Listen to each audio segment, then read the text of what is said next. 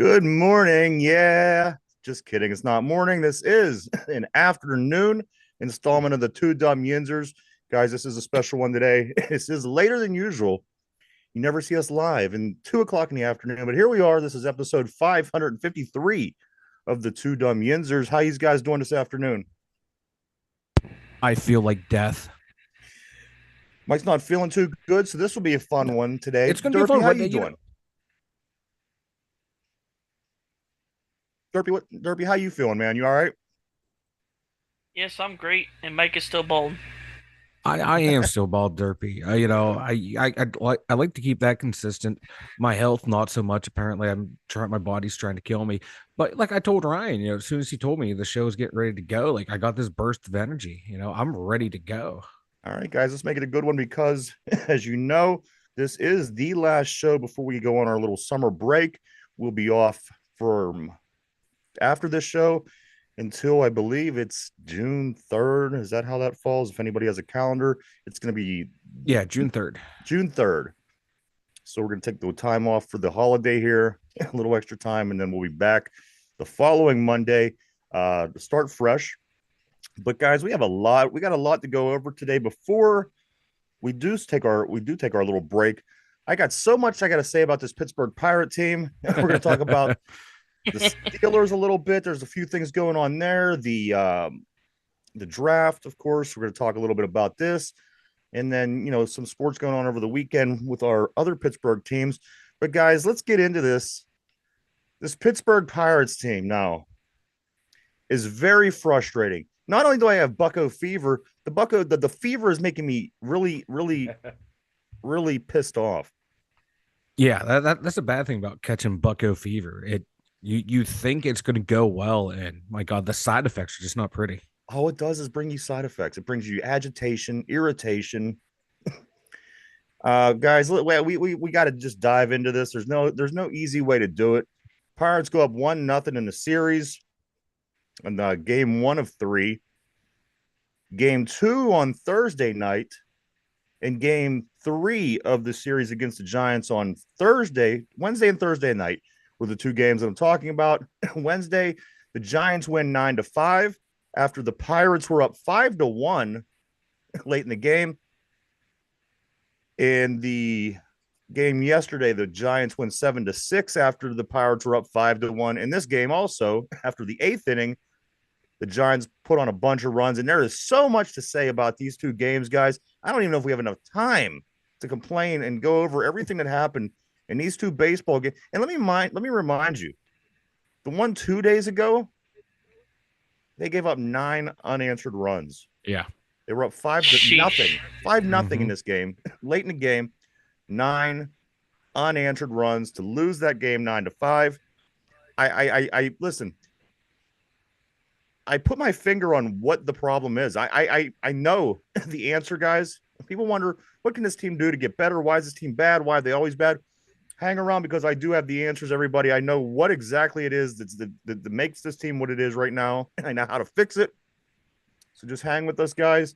Let me go from the start, because here's something interesting in the division, Mike Derpy. The Cardinals passed us. We are now, Really? yes, the lowly Cardinals that were so far out of it just a week ago now sit in third place. The division looks like this as of right now.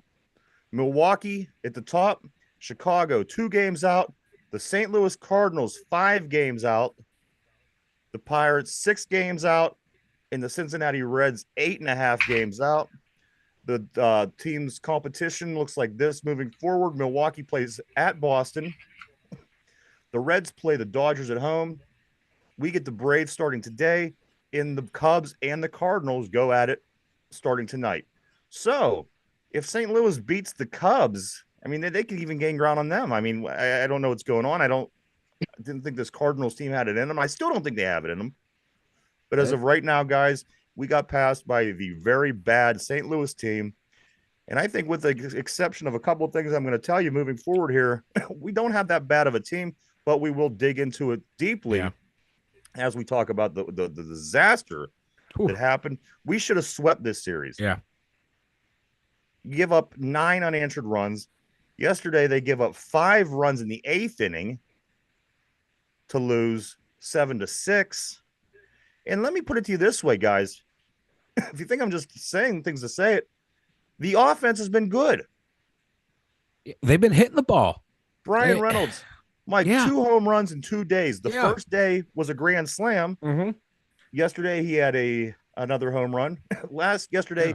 Joey Bart, the catcher that we got from the Giants, he had a grand slam. Back-to-back grand slam days. I mean, this doesn't sound like a team that should be losing. No, and like the past 6 games, I saw online that Joey Bart is actually playing really good baseball, batting around 300, couple of home runs, some ribbies, playing a really good ball. Like Brian Reynolds, we've been talking about him for months needing to step up, and he finally does. And what we're going to talk about later on happens, man. The bullpen comes in and lets us down. The Cardinals are on a 3-game win streak. We should be on a 3-game win streak as well. This wasn't a good team, Mike. The thing we had them really beat. hurts. Yeah. And the fact of the matter that we did in these 2 games start our 2 aces, basically. Yep. Yeah. Our 2 best players. Jared Jones on Wednesday, Paul Skeens yesterday. The offense is hitting, scoring runs at home. But here is the breaking point. Here's what's doing them in. It's a 2-pronged problem. The relief pitching is, I don't know if they're the worst in the league, but they got to be close. They're up there. They have to be up there. This bullpen is so bad. And the other part of this, not making it any better, is Coach Derek Shelton. Why can't you pull a guy when he is getting in trouble? Why do you have to leave him in to let up 4 runs in 1 inning? Why? And Mike, he pitched a third of an inning. Yeah. Get the guy. He pitched a third. 4 hits, 3 runs. I mean, what the hell? And the night before, as I said, 9. Yeah. 9 unanswered runs. They were up 5-0 in this game. Yeah. That's I'm looking at that game right there. It's a joke. He has no feel for the game at all. For someone who's been around baseball for as long as Derek Shelton has, he has no feel for the game. Andrew McCutchen, leadoff home run. Yeah. Yesterday. It's his 20th leadoff home run in his career. He leads off with a home run.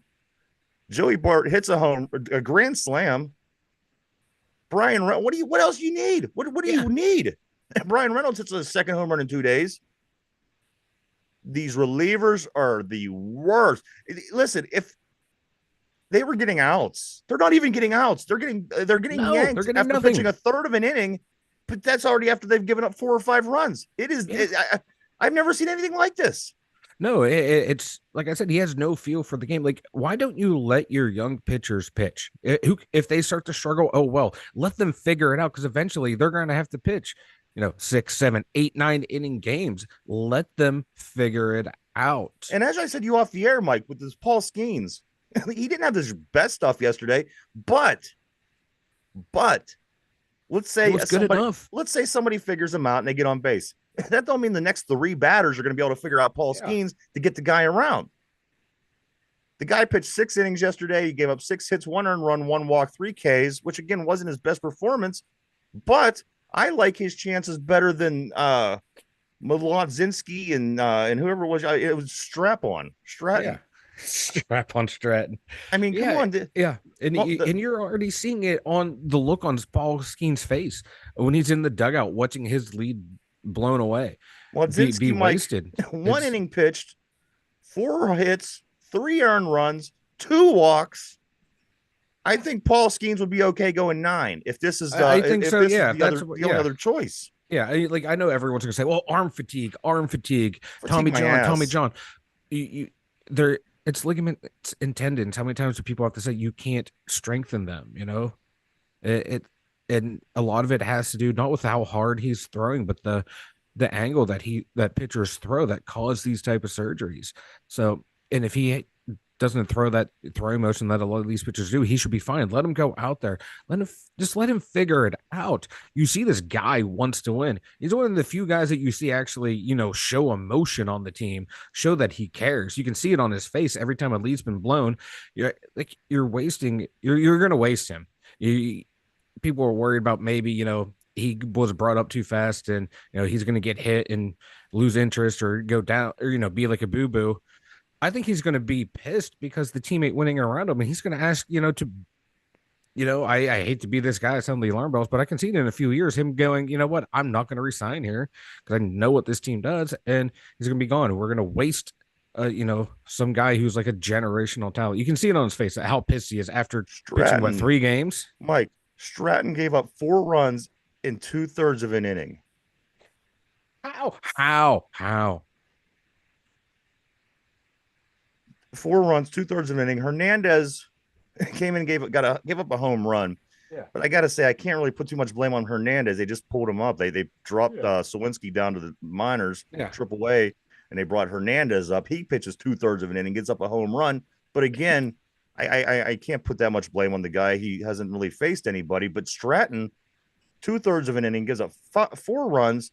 I mean that was the icing on the cake. That's what did us in.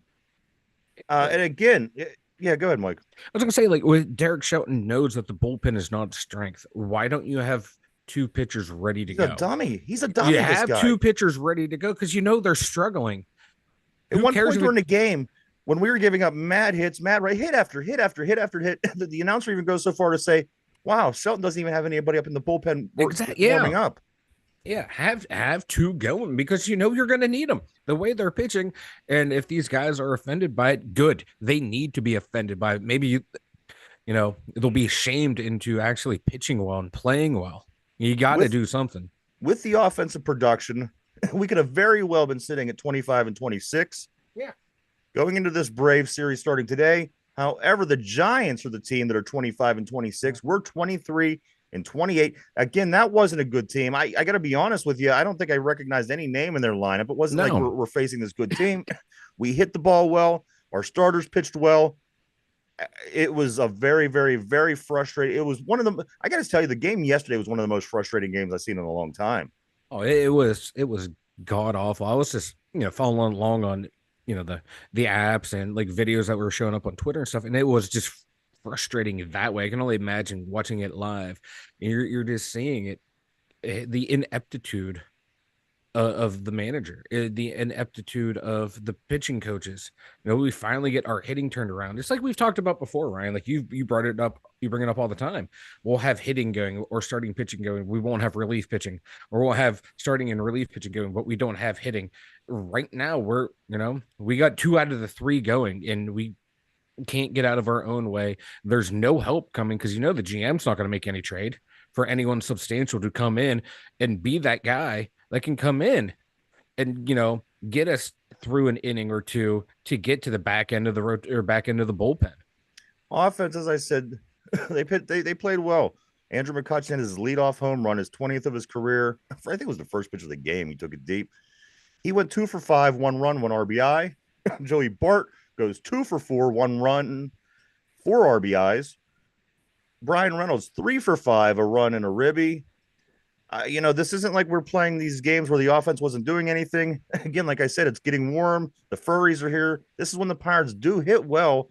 And again, you're going with your 2 pitchers that are, one a generational talent and then Jared Jones. You lose these games in this fashion. It's very frustrating. It gives you zero confidence moving forward because that's the Achilles heel. Everybody knows it now. Get through the starters and get to these relievers because it is getting done by teams that are Mike. Again, this San Francisco. Even after watching the series, I don't think I can still even name 2 guys on the team. Me either. They're After that playing bad. them, yeah, and reading the stat lines and getting talking points for the show. I don't know who the hell these guys are. No They're offense that to them, bad. but who are they? And like we said, man, this Pirate team, the bats are turning around. There's an offense in here. The starting pitching is coming alive, and why can't we have all 3 phases going In the for hitting and offense, pitching? 2 days ago, no, yesterday, Nick Gonzalez, he had another hit. You're getting production from him. Connor Joe's having a little slump. He got a hit. He's back in the race. And In the day before, Joey Bart goes 2 for 5 in that game. Gonzalez and Triola both have a hit that game. It's crazy because it's not the offense at all, and it's not the starters. It's so frustrating what this bullpen is now. and there's not even a glimpse of hope where one guy comes in and has a No, really good inning. They don't have any good innings. They have no no, good innings. no. That's what's Yeah. really frustrating, Mike, because if you have no good innings, there's no signs of light ahead. If you got a guy that comes in and gets a couple guys out in a row, it is bad every time Mm-hmm. that there is a reliever on that mound, and I have zero confidence in that part of our Yeah. pitching staff. Like really, ideally the pitching, like the rotation in the bullpen setup, get 6 good innings, 7 good innings out of your starters. Holderman 8th inning, Chapman 9th inning, Bednar, or yeah, like 7, 8, 9. Excuse me. Yes, shut it down that way. Get 6 innings They pitched. can't even get Mike. They can't even get that. They can't even get it to Holderman. They get lost between the 6th and the 7th inning. You go from Yeah, having a starter in the 6th inning and Holderman in the 7th. Somehow they end up effing that up and letting up 7 runs. yeah. Wow, that is all, Mike Derpy. That's all I really got to say about these last 2 games is wow. And that's something, because if you're a Pirate fan, you've seen many a bad and much bad times in the past. To feel that way after watching this kind of game, unbelievable, Mike. 9 unanswered runs on Wednesday. 9 Yeah. And after a like, great start by Jared Jones. Unbelievable. and it, correct me if I'm wrong, but it feels like we've had, like, for a long time, a stable bullpen. We've always had that, the ace, closer. It's some good relievers to come in. Now there's nothing, and there's no one coming up from the system right now that can come up and play. Do you think Bob Nutting's going to allow Ben Cherington to make a trade for someone who's going to be a tangible influence, not just a trade to make a trade? Because I have zero confidence in Cherington. I have zero confidence in Shelton too.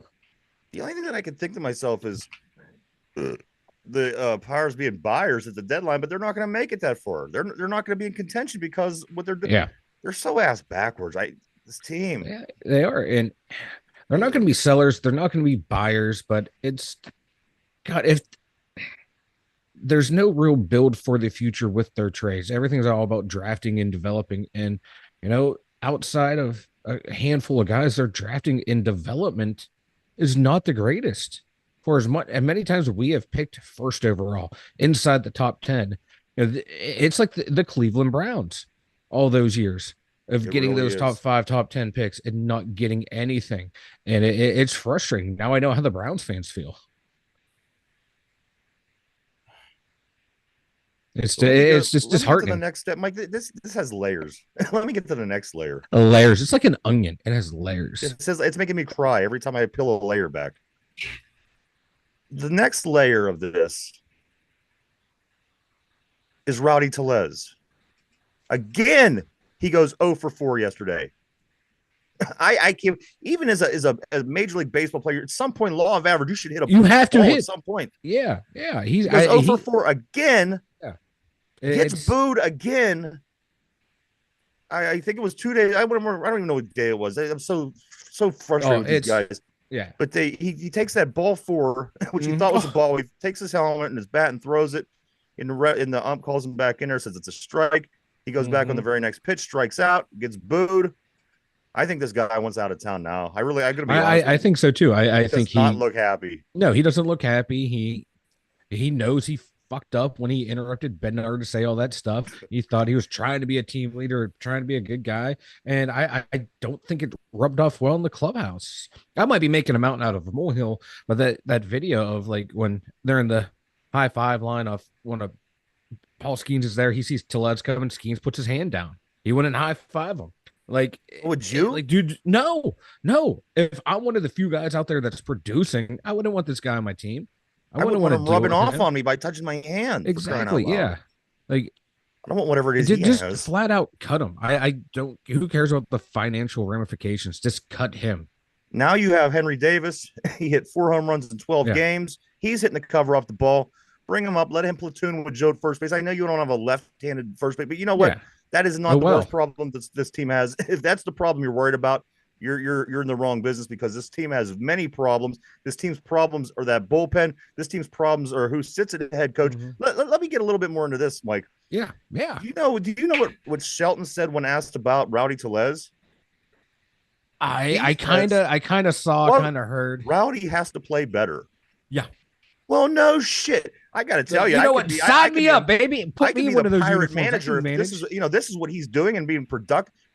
quote, Rowdy has to be better. Well, no shit, dude. I am so Yeah. frustrated with him. I'm so frustrated with this bullpen. And I don't know who I'm more frustrated with, him or the bullpen. Ooh. I'm gonna go with the I'm gonna go with the bullpen because the offense is going right now. So we really don't need Tellez, but Tellez, But kind of you can't utilize he him. You can't utilize the bullpen either. right. That's what I'm Outside saying. of three guys, maybe if You you're know, lucky. him leaving guys into again, they let up 9 unanswered runs in the Yeah, 9-5. We yeah. had this game won 5-0. Again, the offense has been productive. You have starting pitchers who are Mm-hmm. out of this world. You managed to let up 9 runs unanswered. This team beats you 9-5. I don't know. Again, I don't know if it's relievers. I don't know if it's Shelton. I don't know if it's Rowdy Tellez. Let me give you Rowdy Tellez's numbers as we speak. Do you think? Let me give it to you. In 116 at bats, he has a 181 average, 1 home run, and 8 RBIs. When you bring a guy of his size to your team to play first base, Mm-hmm. he's on your team to hit home runs. Yeah. Look at Mark McGuire. Look at even up to last season with Carlos Santana. I You was bring a big guy in to play first because he hits home runs. This guy, he's a waste. Yeah. Last I saw, speaking of Santana, last I saw it looked like he was batting just a little over 200, 7 home runs, 22 ribbies. I Seven think home that's runs. yeah. Yeah. Yeah. Frustrating. And we go with Rowdy Tellez. Like I can't believe we did that. I can't believe we made that move. We yeah, gave up like Carlos Santana, who yeah, I had people no liked. problem trading him, but you could have he was People a free liked him. agent. Why did they pursue him? Try to get him back. You don't have to go. Oh God, this Rowdy and I think people bringing up Skeens would probably be a better hitter than Rowdy Tellez. He might Let be. Skeens play DH on the days that he don't pitch and kind of do some Otani shit here Yeah, and see if put he can do somebody it. at first base. He can't be any worse than He Rowdy wouldn't be worse. Tellez. I promise you. He would not be like at 116 at bats. I promise you, Paul Skeens wouldn't be batting 181, one home No, run, 8 RBIs. I no, guarantee no. he's more productive than that in Yeah, 116 at shit. bats. I think just a random pitcher would be better. My God. So frustrating. I and what a way to go into summer break, Mike. Yeah. I shouldn't be this mad. Right? I No, shouldn't be this no, angry. no. We got literally. I literally have bucko fever, and it's draining the life out of me right now. This is So what happens when you start to get invested with this team. It is. Well, the funny thing, I saw this little skit online. It was like when you're watching your football team lose 1 of 17 games. Hey, you know what? That's all right. We'll go get them tomorrow. When your baseball team loses 1 out of 162 games, how the fuck did you blow yeah. that game? And that's the life of being a baseball fan. Yeah, every game is so important, even though the season's so long. It's hard to make ground. It feels like it's easier to make ground in football than it is in baseball. Mike, we have the Braves next. They come to town. Yeah. This team This will be the series we sweep. you're probably right. But here's the thing. The thing about the Braves, we have never have good luck against the Braves. All the way back to No. 1992. This No. team has None. never played the Braves well. There's just teams out there like that. And they come to town, Mike, tonight, 6:40 game, 1 of 3. Here are your probable pitchers, which I'm sure he's going to pitch well. Left-hander Bailey Falter is on the hill. He comes in with a 2-2 record, a 3.53 ERA, and 29 strikeouts on the season. And he goes up against a guy named Ray Kerr, who has a 1-0 record, 2.89 ERA, and 10 strikeouts. I'm sure I'm. Yeah, you know what? There's so many different possibilities here, but I'm gonna put my money on the bullpen screws it up again. Yeah. The offense is probably going to do well. Again, we've been hitting well all weekend at home or all week at home. I just think that there's no way, Mike. Again, we got passed up by the Cardinals in the division. They are ahead of us by a game. The bullpen, Derek Shelton, Rowdy Tellez, not in any particular order, but those three, they stink. Oh, they're bad. They are bad. They outside of Bob Nutting, because Bob Nutting is the main problem. Those three right there are the next in line. Mike, I would have listen. What if you're gonna have Rowdy Tellez in this lineup and you're gonna send Jack Sawinski down? Granted, Jack Sawinski isn't having a great season, but he's putting the ball over the fence every once in a while. Yeah. Why would you send him down and keep this guy up? This guy's he's nothing. Yeah. He's been 0 for 4 for the past 4 games. Yeah. We've been paying special attention to that. Yeah, because I guarantee you, like if I forget how it works in baseball. Forgive me if I'm speaking out of turn here, but I know like you can only be sent down like X amount of times and blah service time, blah blah blah. I don't know if he would have to clear waivers, but I'm pretty sure if they do have to clear waivers, Rowdy Tellez would clear waivers. I'm liking a Yeah. struggling I can't remember Henry how it goes in Davis. baseball. Yeah. I'm liking a struggling Henry Davis or a struggling Jack Sawinski better than Rowdy Tellez right now. But yet those two guys are in the minors. Rowdy Tellez still manages to go 0 for 4 in this lineup every night. Yeah. Like I know we say a little of Connor Joe goes a long way. I'm ready right now to do a lot of Connor Joe and see how it works. He's been on all season. Yeah, he had a couple he had that games little where it wasn't slump, the best, but you but you know know what? what? Here He's we allowed are, that. He's been your best hitter. a third of the way through the season. He can Yeah, have a slump. That's all right. He's done. yeah. He's done Just let him. everything to this Yeah, point.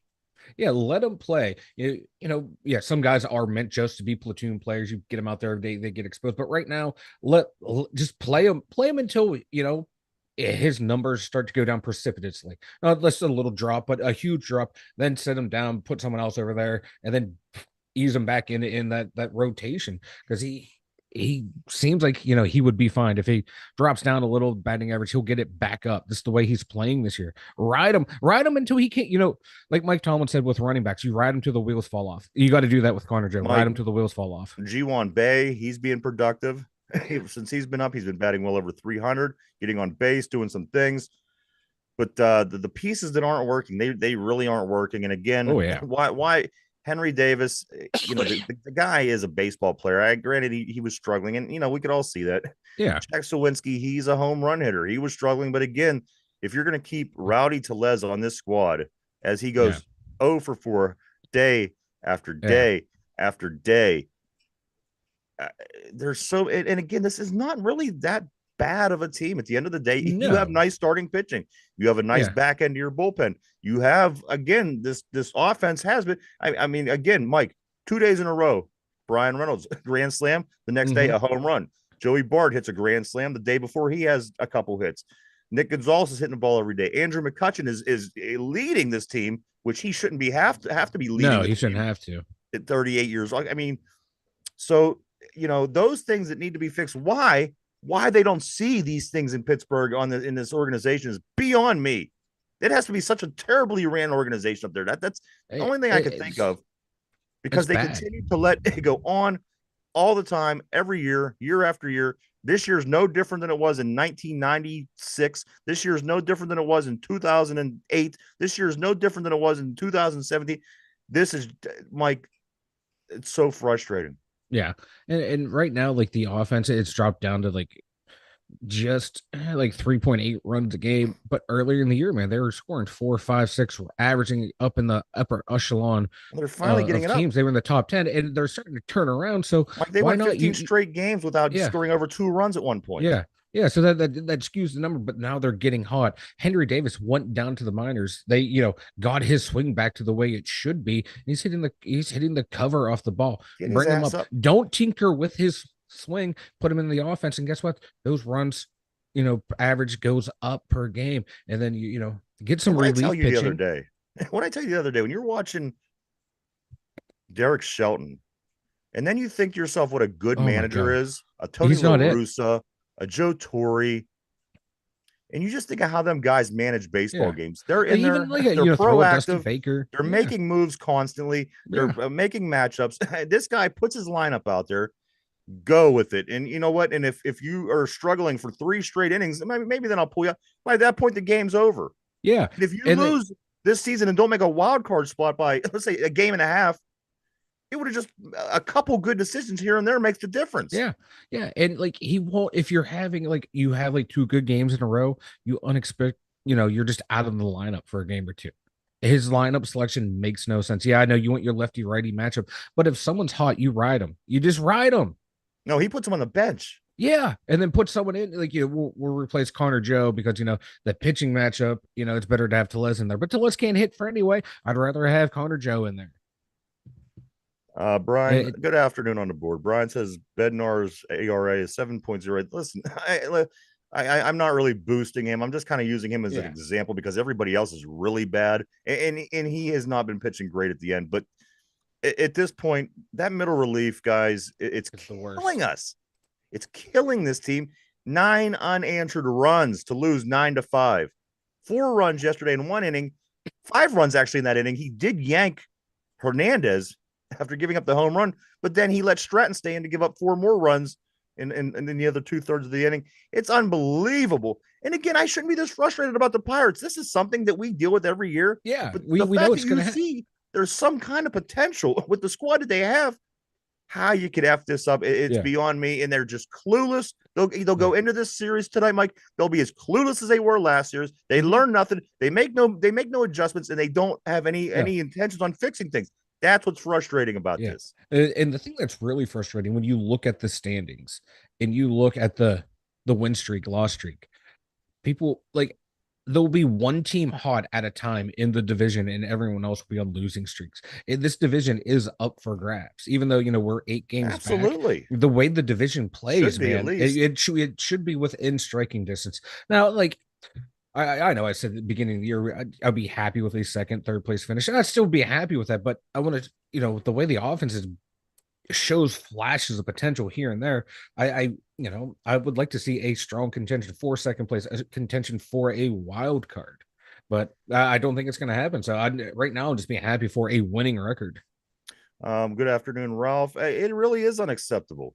It is totally unacceptable. Yeah. And here's the thing: we have to hold this team accountable. If you care anything and you don't want to just sit here and say these same things year after year after year after year after year after year after year, we got to do something. Fans got to show their displeasure. It's finally just this season they start booing people. Yeah. They went 30 years without, but and then they try to soft it up. Well, we don't, but no, this is what we got to start doing. You got to start showing this owner that we're not accepting it anymore. What would happen if your Steelers would have this kind of a streak, and Oh, we're that we these people, we'd be chasing them out of town. oh yeah. Yeah, like they would be literally ran out of town. Ran And out of we're town. like, or I tell you what, being a pirate player and a pirate manager is the best gig in base and best gig in Pittsburgh because no one expects anything out of you. They know you can have the lowest yeah, you can keep How does continuously the how, messing how up does and the no one cares. jersey how does the jersey know? Because these guys go elsewhere and they're fine. These guys Yeah. go elsewhere and they're pitching in the World Series. These guys go elsewhere and they come here, they put the Pirates jersey on it, and it's like they never played baseball. Hmm. Like, it's oh, It's frustrating. and Very, you very want to frustrating. you want to follow them. You want to be excited about these Yeah. guys. You want to root for them. You want to cheer for them. For freak's sake, Yeah. listen, Mike. You know how I'm into the jerseys. Let me move on. Yeah. I got to give Yeah. you the jersey rundown here. In their white home jerseys right now, this team is 6-6. They're grays. They're 4-7. They're yellow Pittsburgh City Connect jerseys. They're 0-3. They're black jerseys, 13-11. I would wear them black jerseys home, away, against the Braves, against the Anytime you can wear them. anytime you can. And baseball players are superstitious like that. Yeah. You win some games and you're wearing the black jerseys. Guess what? You're going to play better in the Yeah. black jersey. I don't know the answer, but it is what it is. You look good. You feel good. You play good. Real quick, in yeah. Bednar's last 7 games, he's only given up 1 earned run and has 3 saves. Last 15 games, 8 saves, given up 7 earned runs. 3-3 in those last 15 games. So he's starting to turn around as well. He is starting to turn around, but if you watch Yeah. him, you're not comfortable with it because No, it's but not he's pretty. getting back on track a little bit. When you get a dominant that guy that was out in LA for all those years, he wore the goggles, Gagne. Oh yeah. I know who you're talking You about. see a dominant closer, a dominant closer. What Yeah. Bednar is doing, he is turning it around, but Yeah. he still doesn't have that dominant No. gene. And Not that he had like the past 2 seasons. you want people to be afraid of your closer when they come Yeah. in. I want you to be afraid, and they're not. They're hitting him. They're hitting him hard. Yeah, I agree, and I hate that. I hate the fact that if the Penguins, there was a problem, fans would would uprise. What is it about this Pirates team? I mean, lowered expectations. That's really what it is. you see, when they're not held to a standard at all. Like they pull Yeah. fans like crazy when they made the Oh, playoffs. yeah, It was yeah. insane. Yeah, because they do, but no one holds them accountable because we're so used to them losing for so long that it's that's the Pirates.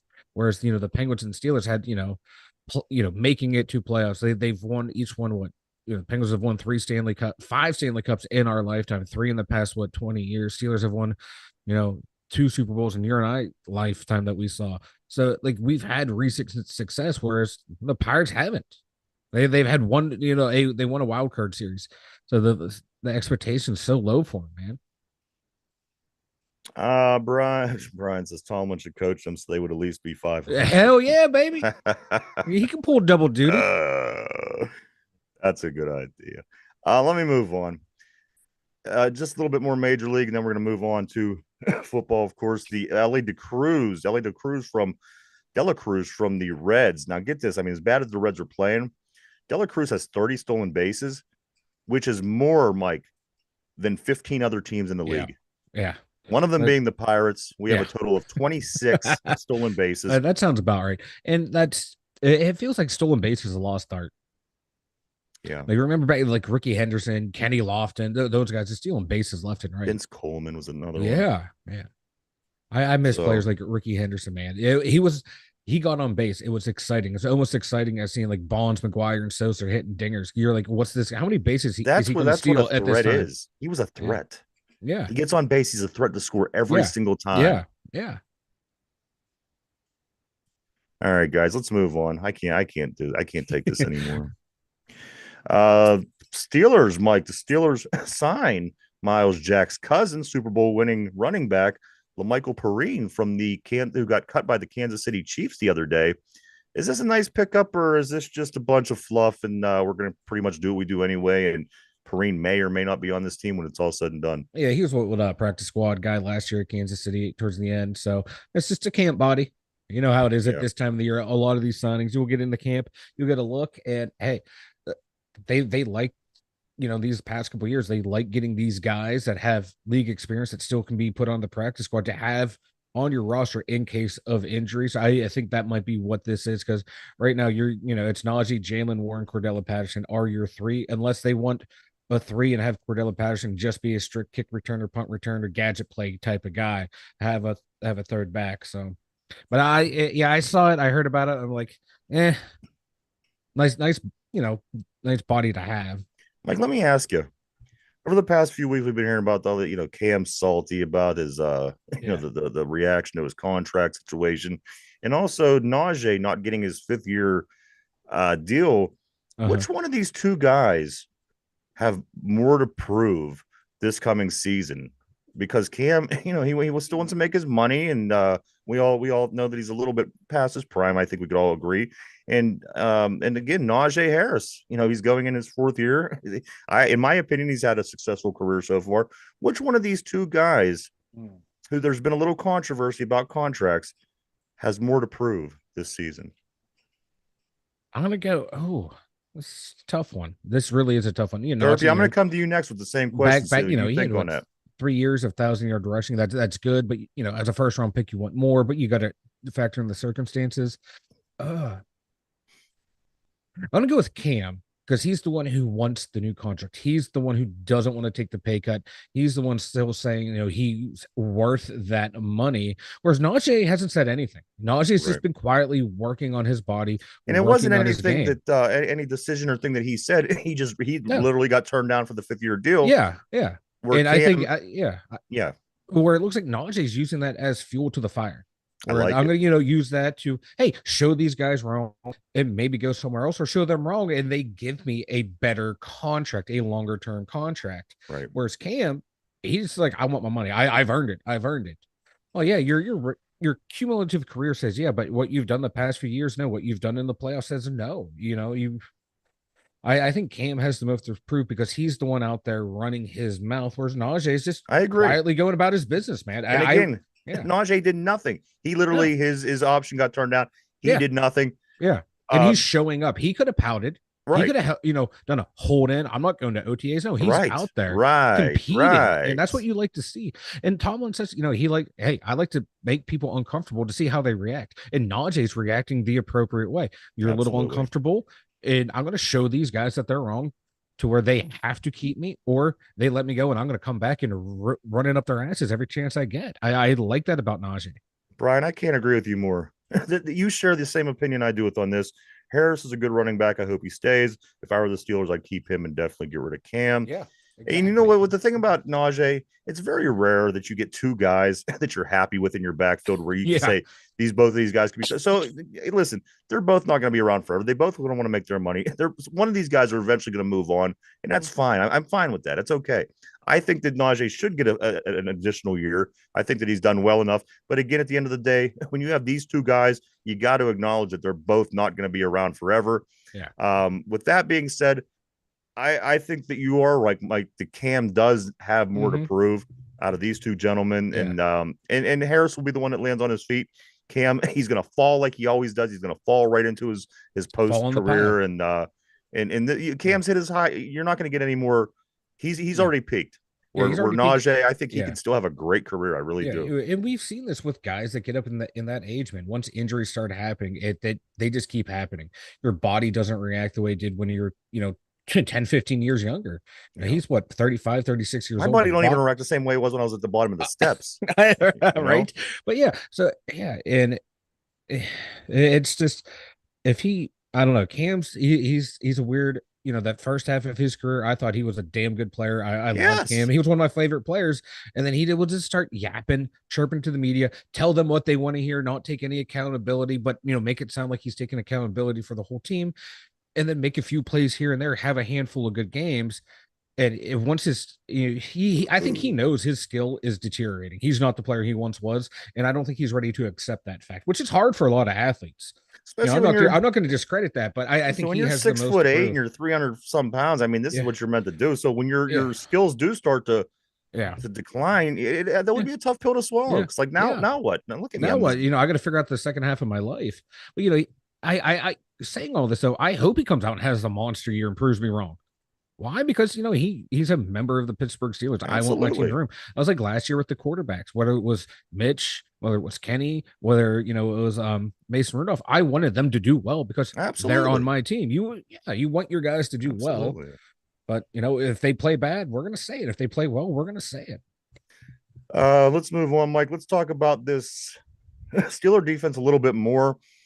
These let me give you the top three and the bottom three most expensive defenses in the league versus the most least Mhm. expensive Yeah. defenses in the league. Let's go with the top first, Mike. The third most expensive defense in the NFL is the Green Bay Packers with $150 million paid into their defense. Yeah. You go with Jair Alexander. You got some other good defensive backs. So yeah, you're gonna spend some money there. Number two, the team that has the second most expensive defense in the league is the San Francisco 49ers. Their Yep. defense costs them Yeah. $154 million. Yeah, you got playmakers all over that defense. That's yeah. Now, with that being said, Ooh. the most expensive defense Mhm. in the league, and if this defense doesn't contribute to doing Yep. something to get this team to move further than they have been, the Pittsburgh Steelers, guys, is the most expensive defense in the league, $160.1 million. Yeah. If they let teams drive up and down the field on them, if they continue to let Hmm. things happen that's happened in the past, that's a damn shame. Let Yeah. me give you the bottom list real quick. The most inexpensive defense in the league is the LA Rams. The Rams pay out $80.2 million for their defense, which is a half of what the Steelers And pay. most of it is what to their linebacking core because they were Right. the top three, top five. Number two, second from the end, the Kansas City Chiefs. If you could believe it, guys, Yeah. the Chiefs only pay $84.8 million into their defense. This team is back-to-back champions, Yeah. and I'd be willing to bet that this team is going to go pretty far again this year with Yeah. the second cheapest defense in the whole NFL, $84 Yeah, million. I think they still have guys like on a rookie contracts. They did lose one of their corners, so I'm interested to see how that's going to affect them. But were able to get the big dog up in the middle with Jones back, so that's going to help. But just worried about their secondary. You lose one of your two top shutdown corners. And even this team, even this team pays more out to their defense than the Kansas City Chiefs. The Carolina Panthers, Mike, they pay out $85.8 million. That is $1 million more dollars than the Chiefs pay out for their defense. So the top paid defense in the league is the Pittsburgh Steelers, without a doubt, $7 million more than anybody Yeah. else. with 160.1 million. And the cheapest defense in the league is the LA Rams with an 80.2 million. So but you look at the stats, man, that Chiefs defense is up there in some, in yardage and in points against. So they're getting a lot of bang for their Right. buck out of that defense. They sure are. And that defense helped them last year through huge stretches while that offense was struggling, especially that receiving core. That defense stepped up big times. And in the Super Bowl, too. Because that game could have, there were times, man, San Fran could have just marched in, especially at the end there. But that second lowest paid defense stepped up. And look at it this way, Mike. The second lowest paid defense in the Kansas City Chiefs beat the second highest paid defense in the San Francisco 49ers in the Super Bowl. Yeah. Mike, a guy to watch, a young man to keep your eye open on. Ike Taylor's son, Ivan. Ivan Taylor is the 5th ranked safety in the class of 2025 coming out of high school. Wow. He's committed to Notre Dame. So after next year, you will see, unless he changes his mind, but Ivan Taylor, the son of Ike, 5th best ranked safety in the country coming out of high school, is committed to Notre Dame. Ike Taylor coming out of Louisiana Lafayette as a 4th round pick, and now his son is going to, I hate Notre Dame, but they are one of the most prestigious schools and college programs in the world. So that's awesome, dude. That's an awesome story. Hey, you know what? He'll probably be on our team in the future. So just let him ride it out. Can he catch? Can he catch? That's the key. Hey, I tell you what, would it be interesting to see him in the same defensive backfield as Joey Porter Jr., the way that Porter was brought up with, Uncle Ike and things like this. Yeah, that would be cool. 4 years from now, 3 years from now, those guys in there, Porter hitting his prime, young Taylor coming in. I just want to know if he can catch. I know. That's going to be the big question. That's like Ike Taylor, man. People don't realize how good of a shutdown corner he was, but he didn't have the interceptions, man. To be a great shutdown, to be as good as he was, and to have nubs in his hands. I know that makes him even better. That makes him even better. Yeah, because he didn't have the hands. Yeah, because the guys that Darrelle Revis was shutting down, he was doing the same thing. Like you're playing Chad Johnson and Hushmanzada, twice a year, covering both of those guys, covering Randy Moss. He would do respectable against. It's just he couldn't catch, man. If he could have catch, he was a surefire Hall of Famer. I agree. That's the difference. Taylor, that's the difference. Absolutely. Yeah. That's the difference. Which, it kind of sucks. They should take into account, look at the film, what he did, and you would realize he should be a borderline Hall of Famer with the interceptions that he has now. Mike, let's briefly talk about this. The draft, of course, is coming here in 2026. They're going to Green Bay next year, and then they'll come to Pittsburgh. This is the first time hosting the draft in over 76 years. Yeah. I mean, Art Rooney, 1930. Art Rooney says this is the largest. This potentially could be the largest visitor event in the history of Pittsburgh. They better get that construction figured out. All these people coming from out of state that have, nice wide open roads, and the interchanges getting in and out of Pittsburgh are some of the worst in the world, man. It's just, you just pedal to the metal. You dance it in there. Some of these people coming from that have, quarter mile interchanges, they're not going to know what to do. It's going to be great. I might just sit there and watch traffic. Screw the draft. And I got to tell you, they're talking about ideas. They're talking about it wrapping around the stadiums like horseshoes, going across the river to Point State Park. So it can flood. Yeah. Derpy, you're going to this, aren't you? Yes, into the storm. I'm going to try. I laugh at Derpy and I make fun, but you know what? It's probably gonna be me and you down there with him, Mike. Yeah, I know. One of my buddies in the group chat, he was like, "We going?" I'm like, everyone's gonna pressure me into it. I have to do something for the show, do something with friends. I don't know. I'm gonna go down there with floaties just in case it does flood.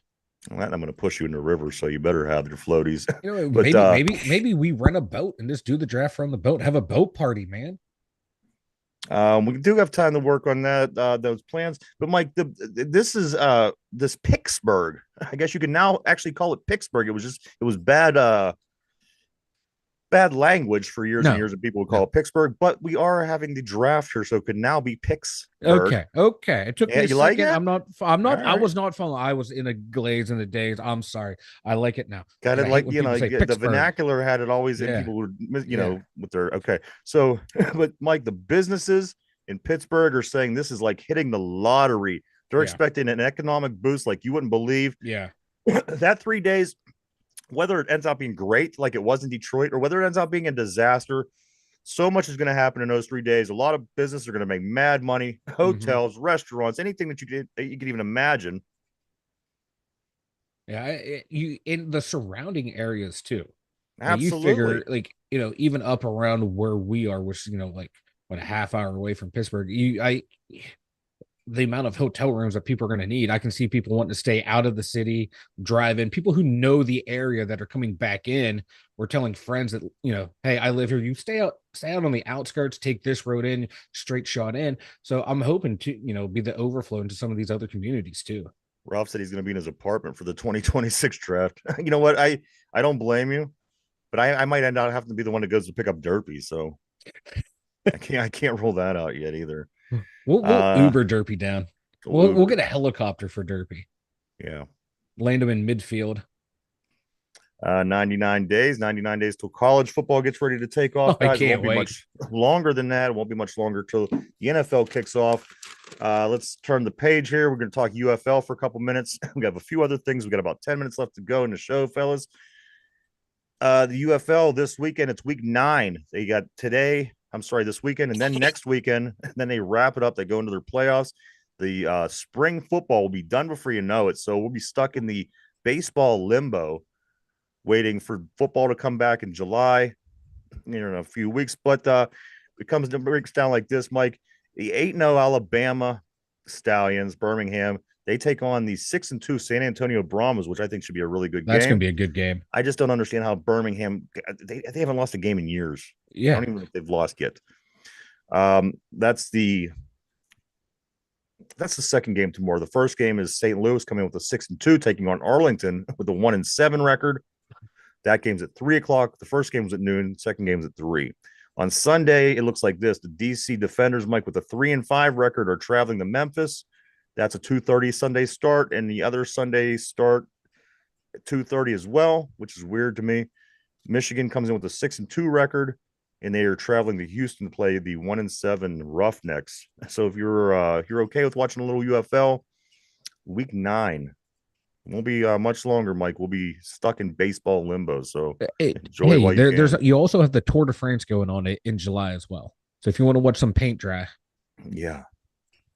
Pittsburgh Passion. They're at Tampa Bay tomorrow. They have been doing nothing but dominating their competition so far. They traveled down to play the Tampa Bay Inferno. That game is tomorrow.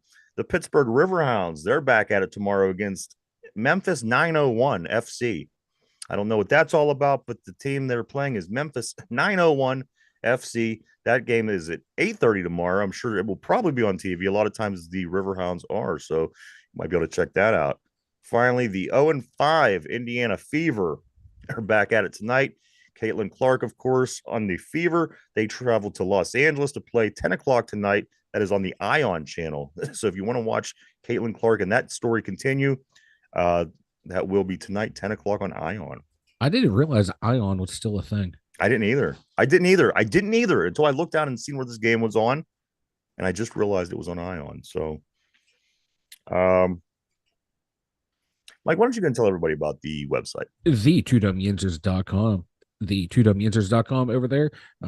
We have our merchandise store. We have Ryan and I's all of our social media links to wherever you want to follow us. And we also got the blog up over there. It's not updated today. I feel like death. That might be the update.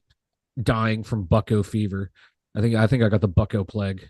So check it out at the2dumyinzers.com. All right, guys. So this is a football question. It stems off the Steelers. Derpy, put on your thinking cap, Mike. Guys on the board, everybody could participate. Let's do this.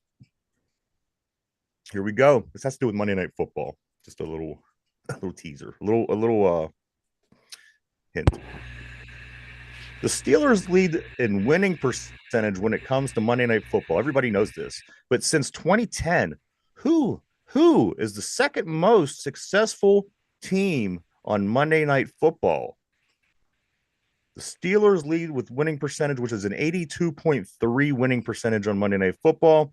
But when it comes to, since 2010, who is the second most successful team on Monday Night Football? I'll give you the percent. It's a little over 81%.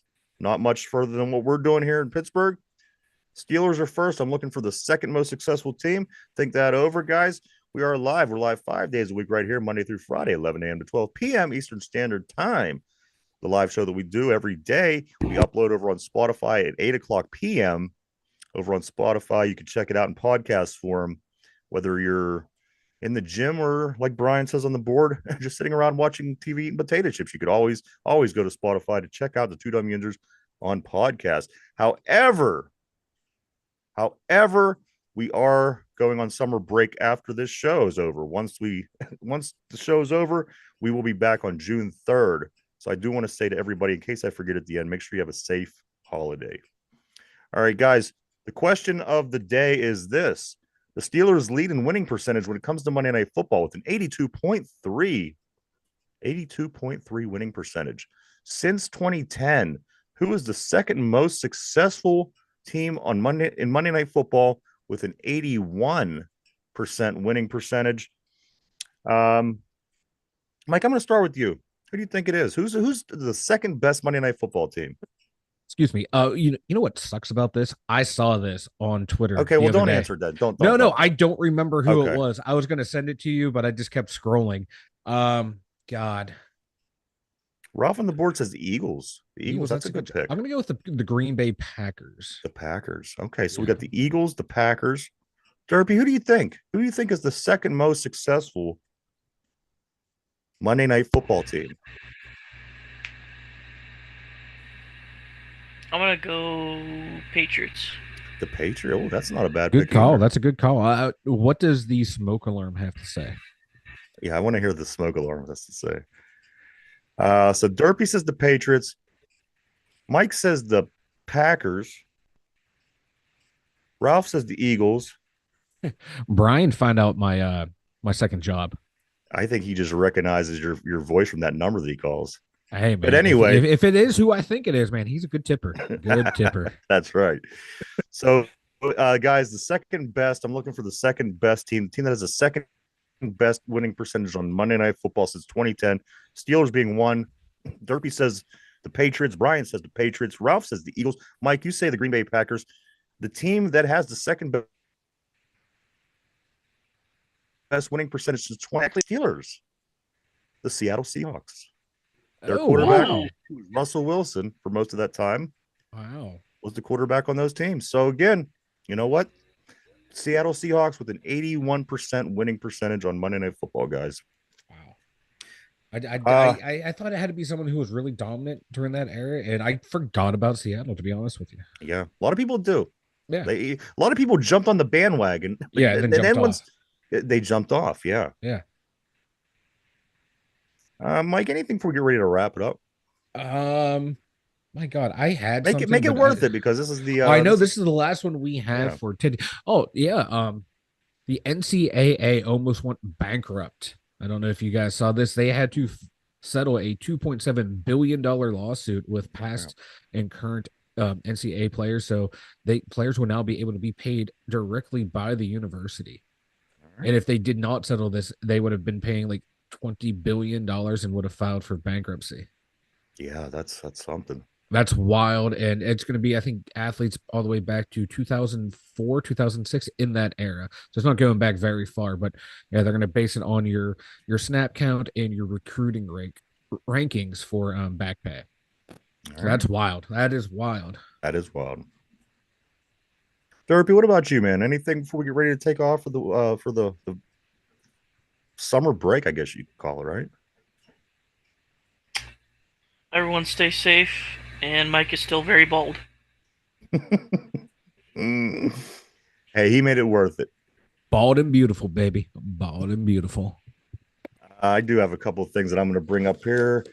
But first of all, I do want to say thank you to everybody for coming and hanging out with us. We always love having you and always love hanging out with you. We wouldn't do it without you. everybody on the board. You guys always keep it interesting as always. Here are my couple things, guys. Aliquippa wins its case. They will stay in 4A. The judge Yes. did award Aliquippa. They are not moving up. Quip stays 4A. Number two, I think for the baseball Pittsburgh Pirates Hall of Fame, the inductees Barry Bonds, Jim Leland, and Manny Sanguillen, they should have a ceremony and play that fight between Barry Bonds and Jim Leland at some point. I think that would be cool. I think that would be great. I Yeah. think both of them would enjoy it at this stage of their life. And finally, one more thing, not sports related, but a woman from Pittsburgh won the Jeopardy Masters. So good for her. Congratulations. It's always great to see our people do great things. And it was a woman from Pittsburgh that won the Jeopardy Masters. So congratulations. See, look, when people say what has Pittsburgh won lately, Jeopardy's Masters, right. baby. We're we got it smarter than here. We got it here, baby. That's right. You're not judging by this show, of course, but we got it here collectively. Right. We have the intelligence of one man between the three of us. So I think so. leave us alone. Yeah, Derpy might be bringing down the average a bit. Derpy, anything else, brother? That's it, man. We're heading into the break. What do you got? Speak now. I got nothing.